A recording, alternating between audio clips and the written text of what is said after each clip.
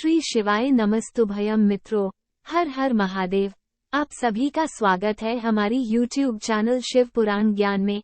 हमारी चैनल पर श्री पंडित प्रदीप मिश्रा जी द्वारा बताए गए सभी अचूक उपाय बताए जाते हैं। सही जानकारी के लिए हमारी चैनल को अवश्य सब्सक्राइब करें। कली काल चल रहा है। इस कली काल को, इस कलयुग को शिव युग की ओर हमें बढ़ाना है। बड़े बड़े शहरों में पिता वॉकर लेकर चल रहे हैं।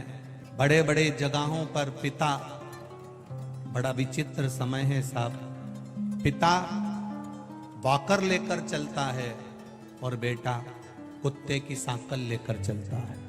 ये बड़ा विचित्र जमाना है। पिता वॉकर लेकर चल रहा है और बेटा सुबह मॉर्निंग वॉक में घूमने के लिए जाता है तो कुत्ते की सांकल पकड़ कर जाता है, कुत्ते की रस्सी पकड़ कर जाता है, कुत्ते की सांकल पकड़ कर जाता है। हम किन भ्रम में,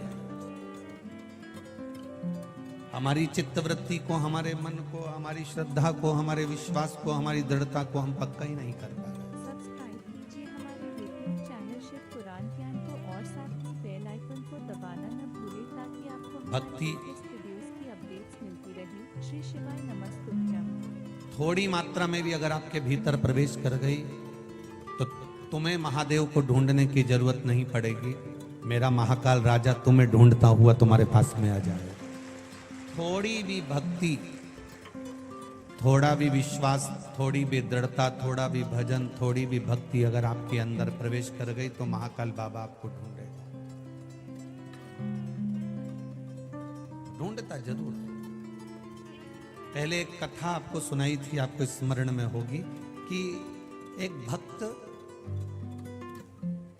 भगवान के मंदिर में जाता था, गणेश जी को जल चढ़ा देता था, कार्तिकेय जी को जल चढ़ा देता था, माँ अंबा को जल चढ़ा देता था, पर महादेव जी को चढ़ा कर ही नहीं आता था। तो महादेव जी ने एक बार पार्वती जी से पूछा कि ये तुम पर जल चढ़ाता है, गणेश जी पे जल चढ़ाता है, षडानंद कार्तिकेय पर जल चढ़ाता है, पर मुझ पर जल नहीं चढ़ाता। एक बार मुझे जाकर इससे पूछना पड़े। महादेव स्वयं उस भक्त के पास में जाते हैं और महादेव उस भक्त से जाकर पूछते हैं कि तू जल क्यों नहीं, सबको चढ़ा रहा है पर मुझे क्यों नहीं चढ़ा।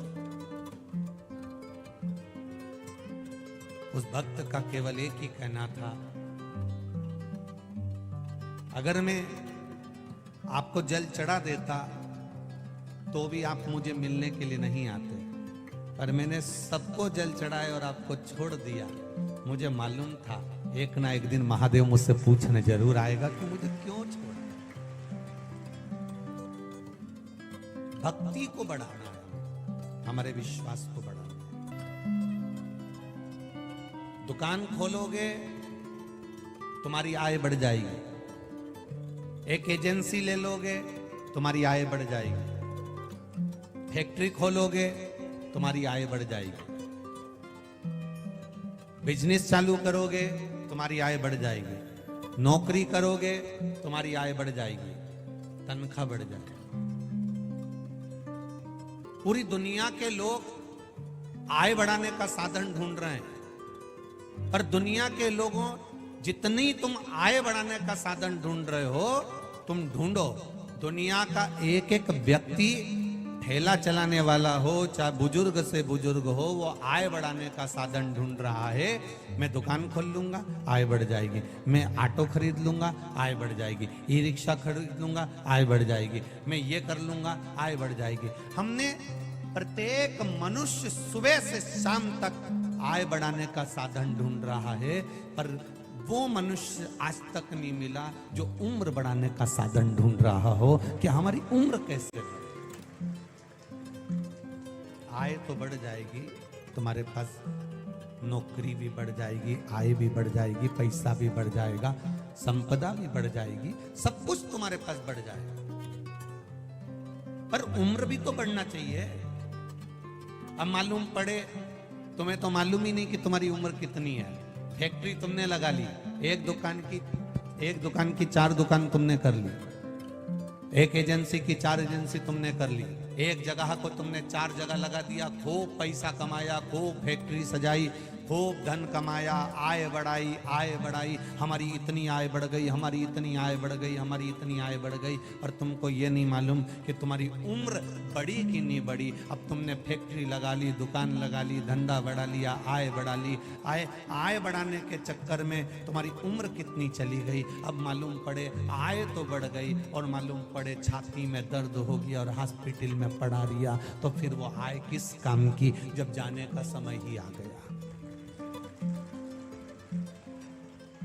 आय बढ़ाने के साधन के साथ में उम्र बढ़ाने का साधन भी ढूंढो।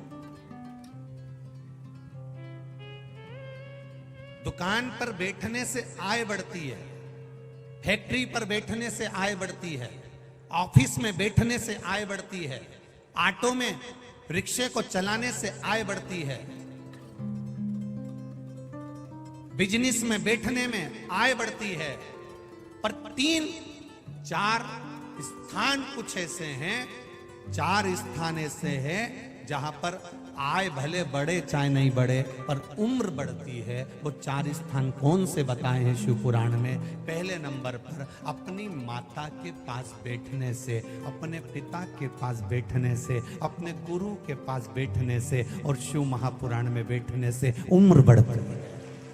आय बड़ी की नहीं बड़ी पता नहीं, बूढ़ी माँ के चरणों में जाकर बैठोगे तो बुजुर्ग माँ तुमको धन देगी कि नहीं देगी, सोने की चेन देगी कि नहीं देगी, अंगूठी देगी कि नहीं देगी, वो प्रॉपर्टी मकान जमीन जायदाद में से हिस्सा देगी कि नहीं देगी। पर तुमने अगर बूढ़ी माँ की सेवा करी है, माँ के पास जाकर बैठे हो, वो धन भले ना दे पर तुम्हारे सिर पर अगर हाथ रख दिया तो उम्र जरूर बढ़ जाएगी, ये निश्चित।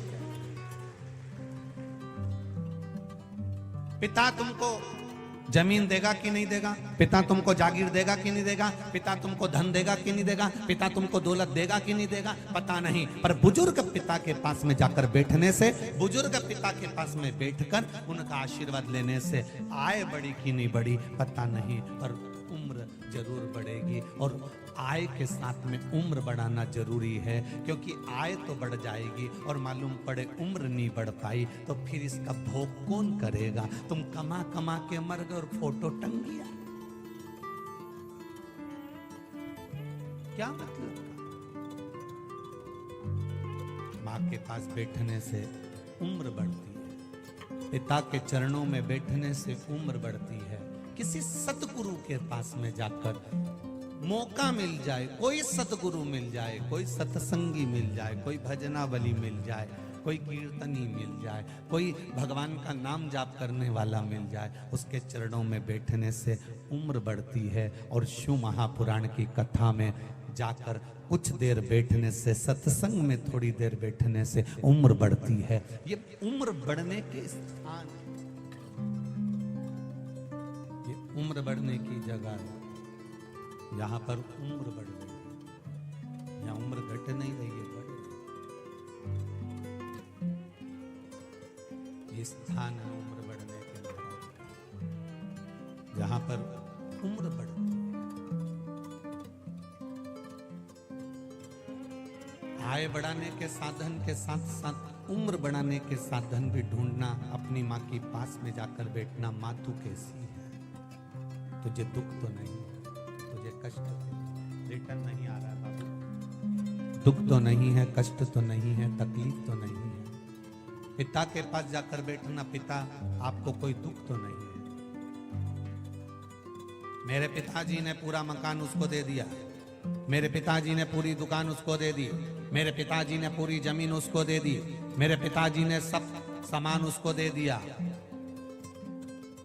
अगर आपको यह वीडियो पसंद आया है तो कृपया वीडियो को लाइक करें, कमेंट करें और हमारी चैनल को सब्सक्राइब करें। श्री शिवाय नमस्तुभ्यम।